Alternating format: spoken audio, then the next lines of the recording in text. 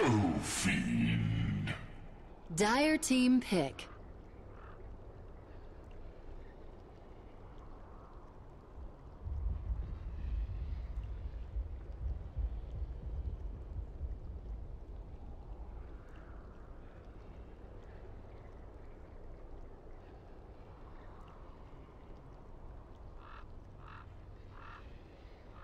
Clockwork!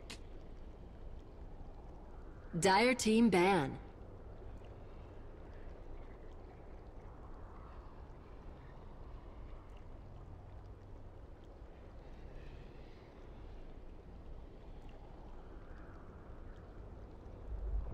Ten seconds remaining. 5 seconds remaining. Reserve time.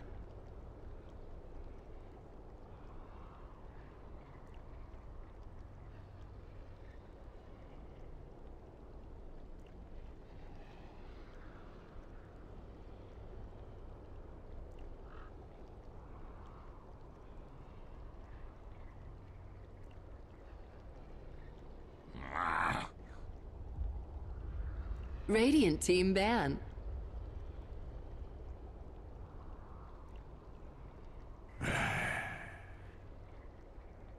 Dire team ban.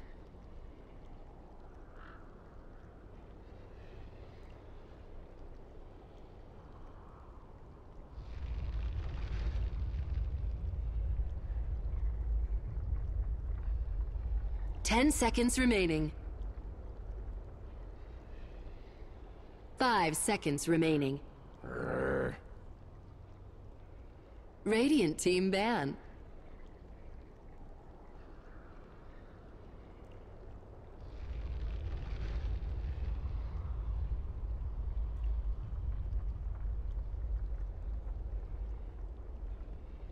Ten seconds remaining.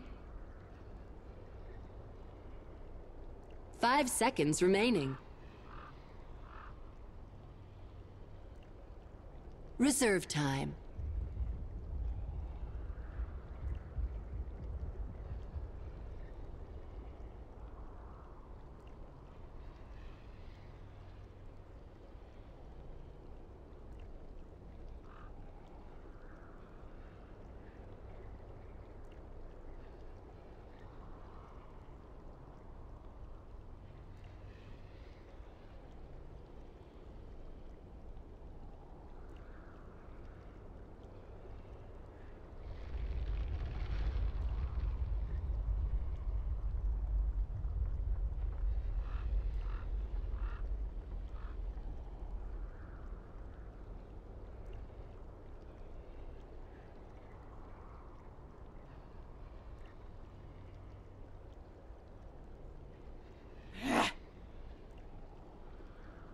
Radiant team pick.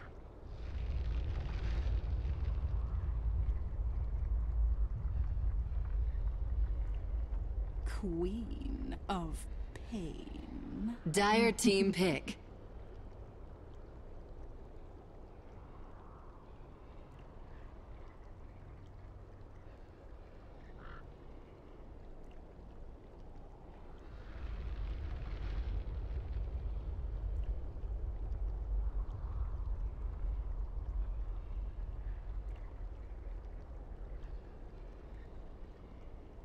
Ten seconds remaining.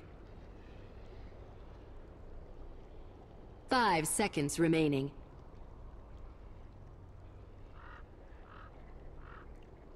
Reserve time.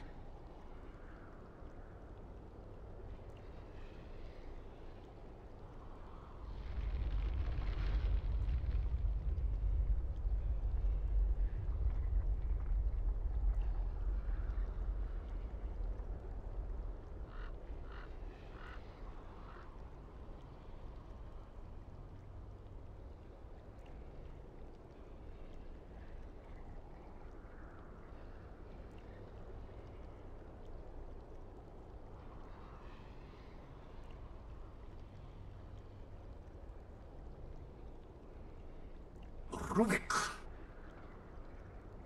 Radiant team pick. undying waits. Dire team pick.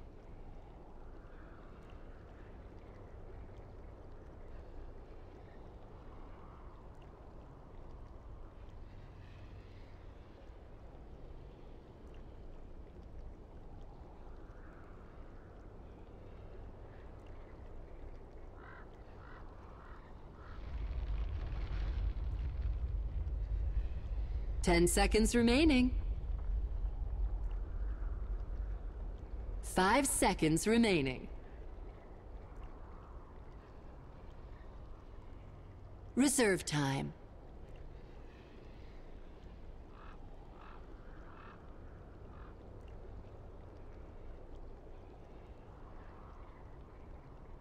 Ten seconds remaining. Gyrocopter! Radiant team ban.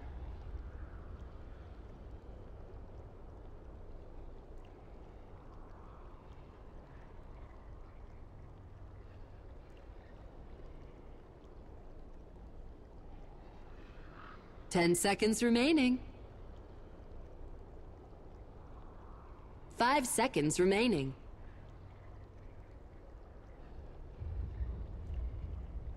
Reserve time.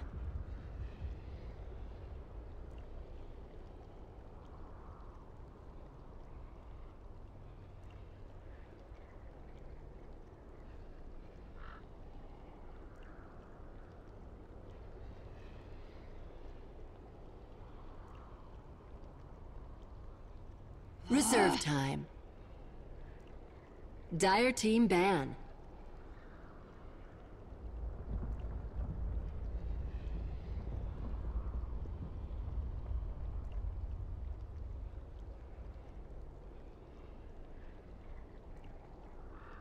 Ten seconds remaining. 5 seconds remaining.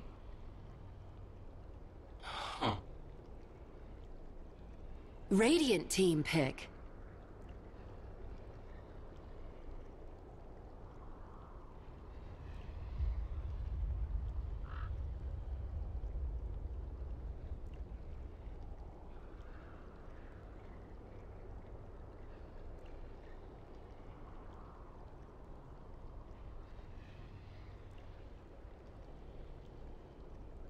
Ten seconds remaining. 5 seconds remaining.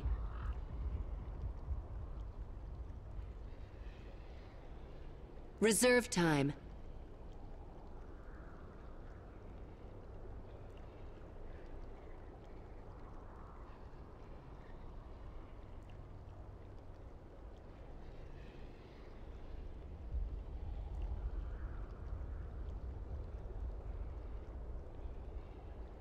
Ten seconds remaining.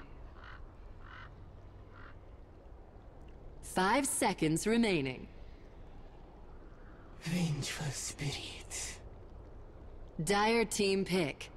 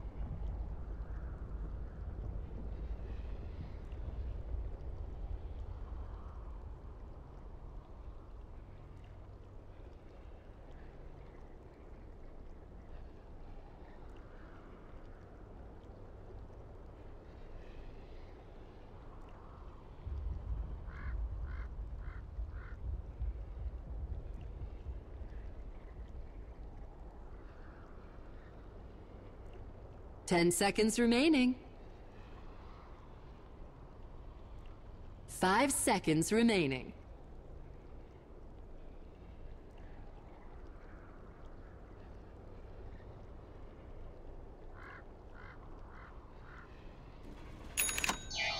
Prepare for battle.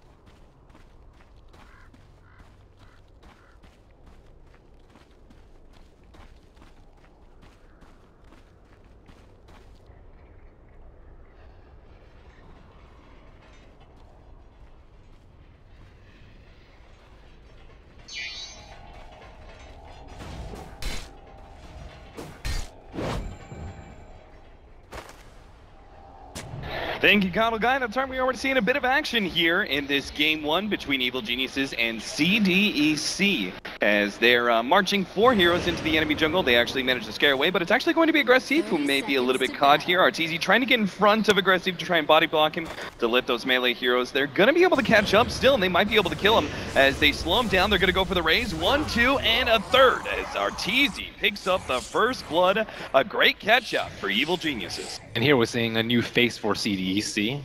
I don't believe we've seen Shiki play the Ember Spirit too much, and of course the Wisp that was kind of ignored throughout the draft because they just don't run it. So Garter will have to see if he can pair it with the Gyrocopter and wreak some havoc on this EG lineup, but not off to a good start. RTZ picking up that level 1 raise, and pretty easy with the Night Stalker.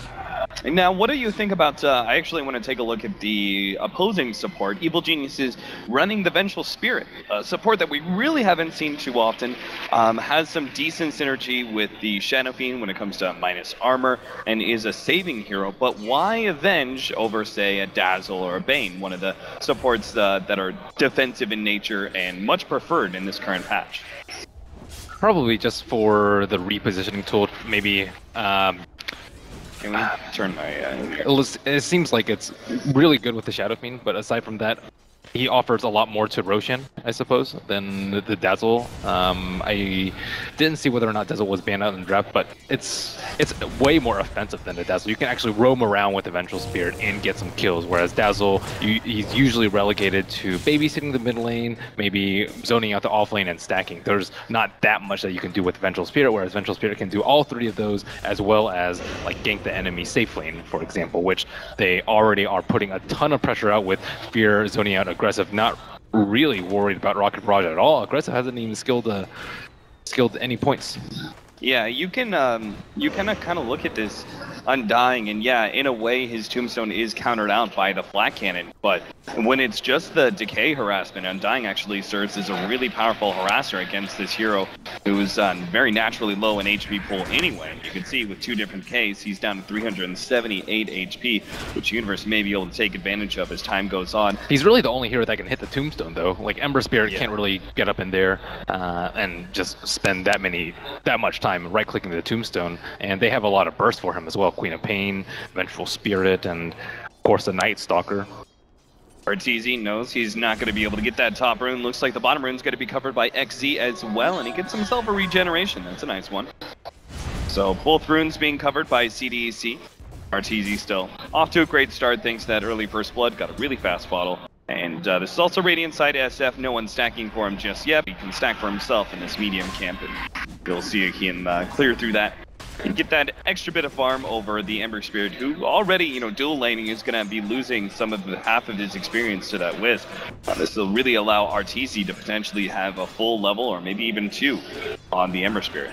I foresee a lot of problems for Garter's Wisp, though. I don't really think he has a front line that you really need, like a Tiny or a Bristle that can kind of keep the enemy heroes at bay. What's to prevent like the Undying and the Night Stalker from just homing in on the IO? I don't think the Gyrocopter is going to be a big enough threat to thwart those melee strength heroes. And on top of that, you have like the Queen of Pain. You can easily swap them into your lineup with Vengeful Spirit, and they don't have that many ways to deal with the Tombstone. So they're going to have to be really crisp in their execution of ganks. And I think Clockwork has to kind of lead the charge, because Aggressive is not even going to have like a phase boots at a reasonable timing, or treads. Looks like they're going to go on a Fear here with a little bit of Rocket Barrage damage, but that's quickly turned around as Universe throws out the Void. You do have to be careful. If Fear and Universe choose to challenge that Gyrocopter, the Rocket Barrage, which was slightly nerfed in this last patch, is not going to be enough to threaten 2 different strength heroes at the same time. So if they wanted to, they could just barrel on into that Gyrocopter at one point in time. Middle lane, Shiki drops a bit low. The trade-off of damage. Earlier we saw the Wisp and Ember Spirit actually chasing Artur back to his tower. That'll be soon fixed by the Wisp coming in. It's easy trying to challenge him. Actually, the tether going on to the melee creep, so it's going to be still a little while till he can feed some regen into Shiki. And Shiki had like 690 gold, and he opted for the blades and the healing self instead of the bottle. So he's just going to rely on Garter for regeneration, and the Shadow Fiend's posing to be a pretty tough challenge for him in the mid lane. They are continuing to play keep away with the runes. Q actually manages to take the top rune. Universe knows he's around here and will be able to stumble into him, but I think Q's just a bit too far by now, especially with Garter making the rotation, pops Ace rune. I like the safe lane Mango from the Queen of Pain. Sometimes you'll see them invest in a bottle, but that really slows your next item down. Arteezy gets jumped on. He does take a bit of damage here, the telekinesis pullback, but they don't have enough, and Garter's actually a really awkward position. They're going to turn around, almost finishing off Shiki. Now the ball's come in, but Arteezy is not going to take enough damage to be threatened.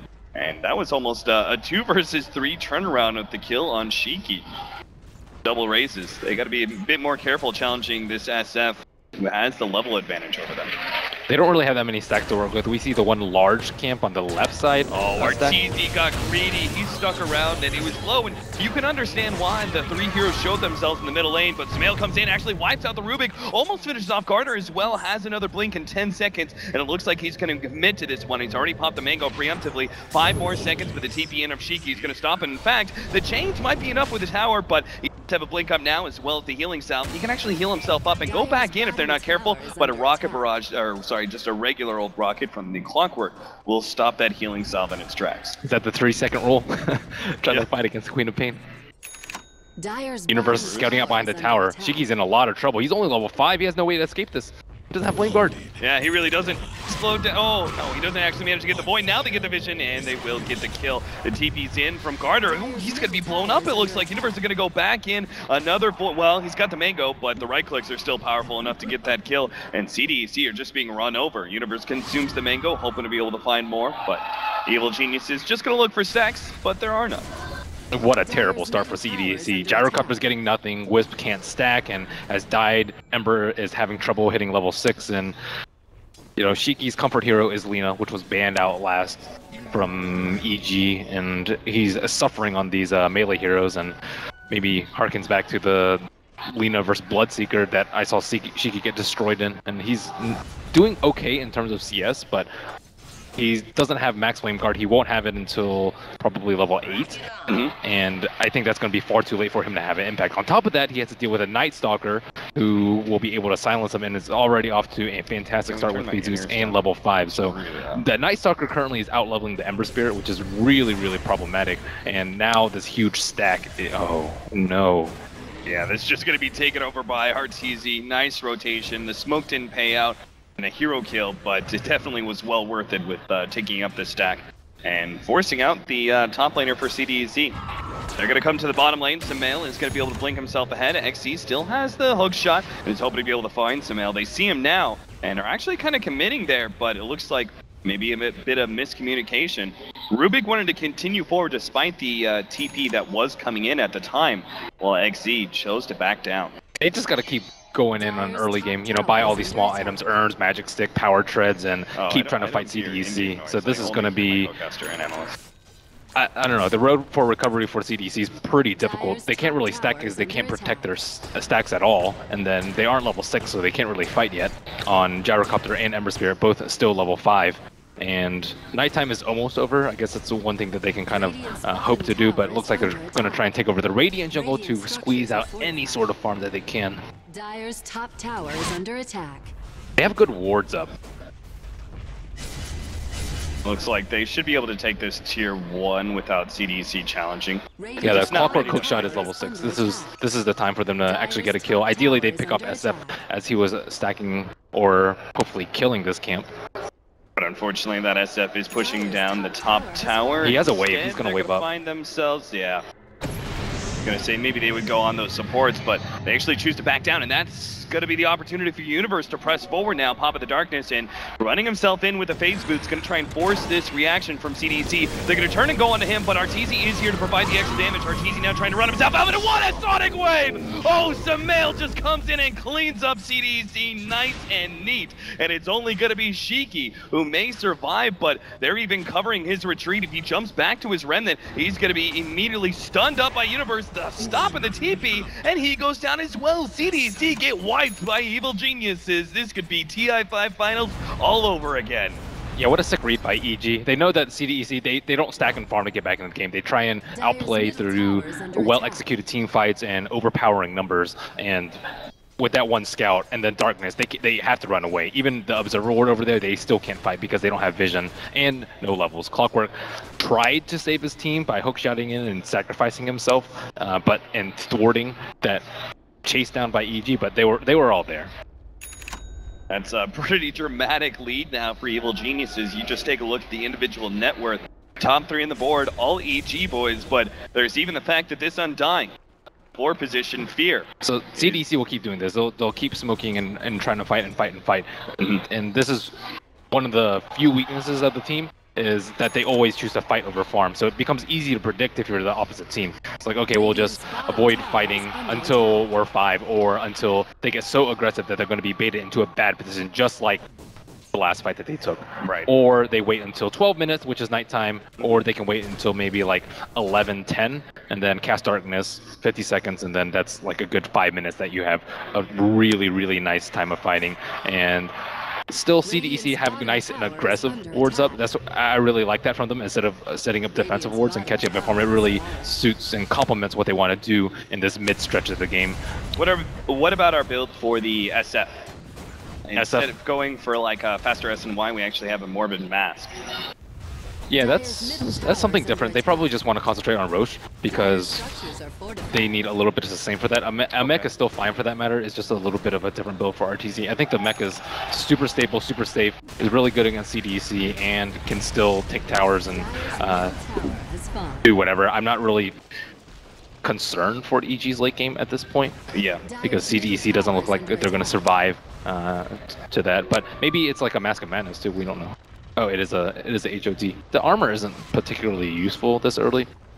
Yeah, there's not a whole lot of physical damage that's coming out from CDEC anyway with the Ember Spear and Gyrocopter. Much more magic damage focused this early. He might be using the HOD creep to scout out a lot though. Yeah. Oh, Fear is actually going to be jumped in on. They're going to be able to combine this one. CDEC get a really great ultimate off from the Gyrocopter, slowing down everyone, but RTZ lets loose his ultimate, almost getting ripped apart by the Rocket Barrage, but managed to get saved there as they finish off the Gyro, and he gets swapped away at the same time. Now jump in Samael, gets Garter as well as the Rubik in the background. Samael finally finished things off by getting the Clockwork with the click, scream, and triple kill godlike spree by 11.5 minutes. Evil Geniuses, they can practically, if it wasn't for the super low death timers of CDEC, they could practically push uphill already.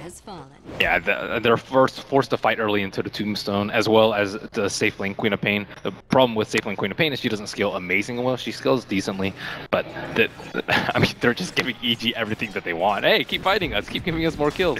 Yeah. Keep fighting into the Tombstone, keep fighting, you know, during darkness. But there's such a small window to fight when darkness isn't up or when it's not nighttime. Darkness is over, but now it's nighttime. Now that SF and Queen of Pain are double the net worth of the Ember Spirit and Gyrocopter. Yeah, he's using it to scout. Look at his Mud Golem, just always trying to keep tabs on CDEC. So that's a pretty good use of the HOD. Yeah, it's pretty interesting, especially like the change up of the Helmet Dominator that gives it that 1400 HP. Yeah, and he picked a creep that's not going to die. Like, yeah. This Rubik is struggling to kill it at this point. So yeah. this is a really cool idea. Yeah. It's just to keep tabs on CDC. Yeah. They have to constantly blow smokes, but I don't even know if they have anymore. It looks like one is on Clockwork, but they've got one more smoke. Yeah, one smoke in the shop right now. So in between nighttime, in between these illusions that we see PPD sending out, the HOD creep as well as observer wards, there's almost no way for CDC to catch them by surprise unless they smoke. So they are smoking down. 1 of 2 left for them. Jump on a University, still rather tanky though. In fact, he's got that Helm of Iron Will. He gets past XC until the telekinesis pulls him back up. Rocket Barrage is doing enough damage, managed to get the heal out from the Undying, and he will eventually go down here, but around the Tombstone, he is surviving for a while. Looks like the rest of the Evil Genius is now going to come forward. The Tombstone is down, but the rest of CDEC are quite low. They've already cleaned up one of the supports, and XC will be able to get out on the side with a TP away. Evil Geniuses looks like they may just continue to push forward in this bottom lane, knowing that CDC have to go back to base, and they'll take this tier 1 tower. And then on top of that, we see an armlet build coming out from Night Stalker. So he doesn't have to commit to like a Midas or a Scepter. They already have map control, and they already have the late game secured if the game proceeds at this rate. So just making sure that they win the team fights. Still, I would like a mech out on their team, but maybe Undying is building that. I see a Buckler and a Cloak on him. Yeah, I'm sure he is. When he's already got the Arcane Boots, you're talking about the Guardian Greaves coming later on into the game. Yeah. So they have 2 smokes, they used 1, and they only got a Night Stalker kill, and they still lost a hero in return. So they pretty much maybe have. I guess their next one's about to cool down, but their window of opportunity is closing very, very quickly.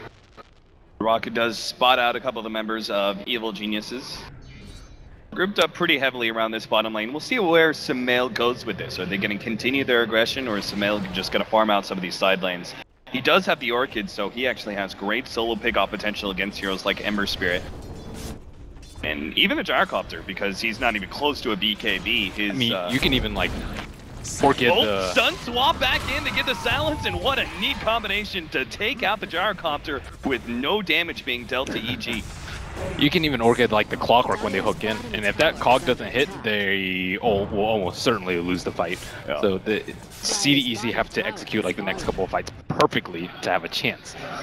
And now you're going to see a lot of the strength of the Vengeful Spirit, who operates as a saving support oftentimes, but still has that flip side to her with the aggressive movement. When you're ahead like this, you can just play very forward as the Vengeful Spirit, and CDC are going to be hard-pressed to stay away from that kind of swap initiation. Hook shot in, Arteezy's going to be the target here, Q. Ready to go, but immediately gets Orchided up, not going to be able to get off any spells here. Aggressive right in the middle of all the line of fire here. Sumail managed to throw out the ultimate to finish off the Wiz, but it's still going to be Shiki and Aggressive fighting up against the tombstone, backed up against the trees. Looks like Arteezy is going to be able to survive through all of this. He turns on a Q now, who brought the telekinesis back in closer to him, which means Arteezy will end things off with a killing spree. EG wipes CDEC for like the third time in 15 minutes.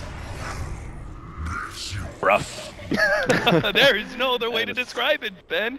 The Mud Golem was out behind too, so like Clockwork has a hard time jumping in because they're always looking for him, and then the Rubik is kind of like, well, I have this Golem on me. What am I supposed to do? Because they need vision to swap, and you don't.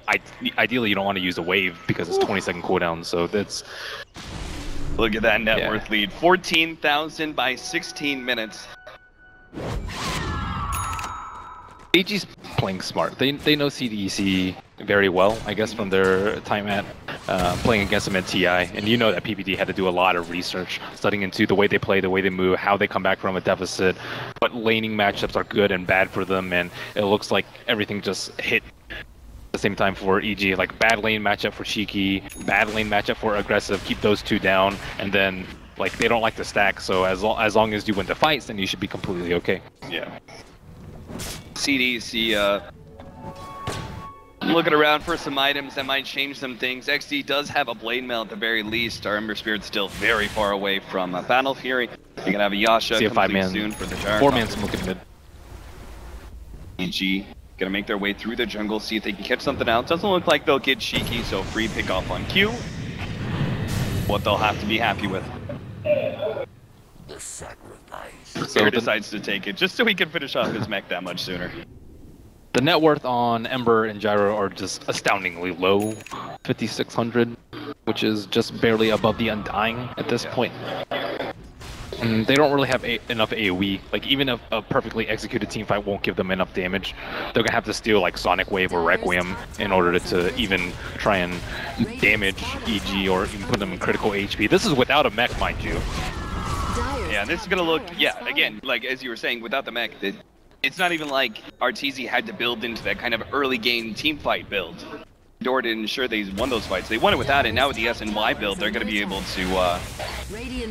to transition into the mid and late game. Yeah, they don't have to push the high ground this early. They have a Wolf now, but it's just like, why bother? CDEC's not farming that much anyways. You have good map control, and maybe they just wanted to use the remaining time of their darkness, but they can easily do Roche and then proceed into a high ground siege once they have the items of Medallion and Glimmer. Glimmer probably coming out soon on the Undying, or he can just get a pipe too. It's also really good versus the Gyrocopter. But we see Medallion built up on Vengeful, so they probably have those items shortly after they take down Roche. And then it'll be 20 minutes, which is nighttime, so that's time to hit. And CDC, I think, blowing through their last smoke. Okay, CDC can do here. It's not much of a rotation at this point. I mean, they do have the Blade Mail and the Clockwork, which I guess offers a bit more kill potential, but can't go on somebody really like the Queen of Pain. I just don't see the telekinesis being enough of a disable. Yeah, now they're trying to be at least a little bit sneaky about it. Shiki and Shiki's sitting out in mid, but the Wisp is still like, okay, it's so awkward. Smoke pops. They managed to get him with the telekinesis, and yeah, the combination is there. They push him back with the cogs, but they don't get the chains. That's what they were trying to do there. I was just looking at that scenario going, you don't have the stunts necessary. Now they're going to be met with the tombstone. Aggressive. Well, the rest of the teams actually deal with that one. Well, Aggressive's on the front lines with the Orchid. He's still going to be going down. No! They relocate out, but he still dies to the Orchid pop. Meanwhile, the rest of the team is going to get out except Shiki, who got swapped away. And with that TP stopped, and no real good remnant to jump to.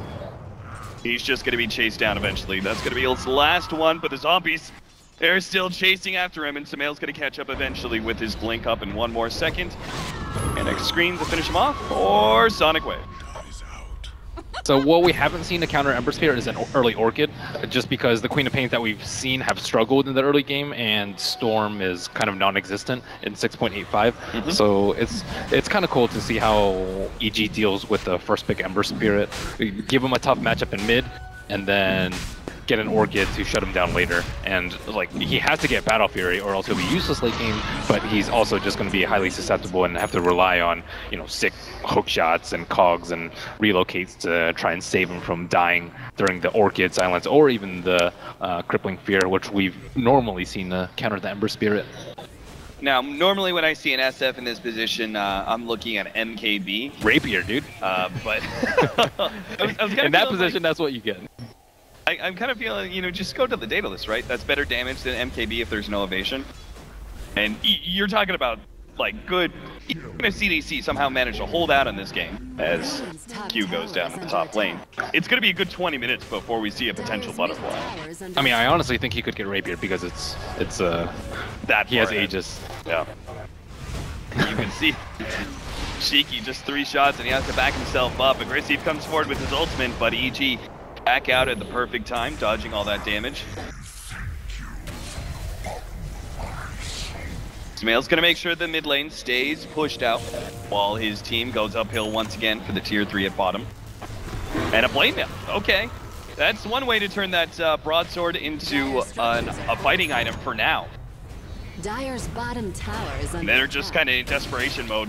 Gotta forego the Battle Fury for some sort of item. That's kind of smart. I mean, you don't see that very often, but he knows he has to buy just whatever item he can get right now. Yeah. And they have a lot of minus armor.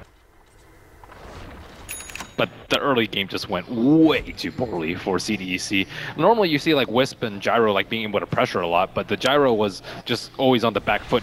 Like, he was having trouble even getting experience in his lane, and he's viewed as one of the best early game carries in the entire game. So they need the Wisp to pair up with him, and then they can kind of kite the Undying and chase him down if he pushes up too far, because Undying's strong, but he's not strong enough to tank 1 or 2 rocket barrages, especially with a tethered gyrocopter chasing him down. So I don't think they practice that much with the Wisp, at least from what it looks like this game. Also, they were like highly inefficient with the IO. Like, you want to stack if you have a Wisp, so he can get level 6, and then you can, you know, if you have a bad laning phase, you can kind of catch up. But there was no catch-up tool for them.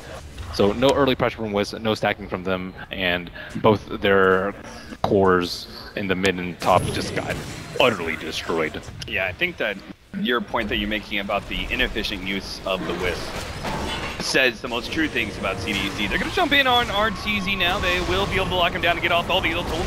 Sonic Wave in the background, though. Samael just put so much pressure on CDEC, gets the invis, managed to blink himself away, and now RTZ is back for round number 2. Let's lose the ultimate. Shiki will be able to get out with a bounce back to the Remnant. Carter, he's going to be taken off by just 1 quick shot from the SF, and the rest of the team backs up to the fountain. But it's GG for game number 1. Evil Geniuses put on the most dominant performance that we've seen so far in this tournament. Right to the slaughterhouse, 28-4 final score. Yeah, an unbelievably one-sided game. The Evil Geniuses, everyone was kind of questioning, especially with the beginning of this, whether or not they'd even make it into the playoffs, and they show up in this semifinal matchup and just destroy CDEC in game number 1.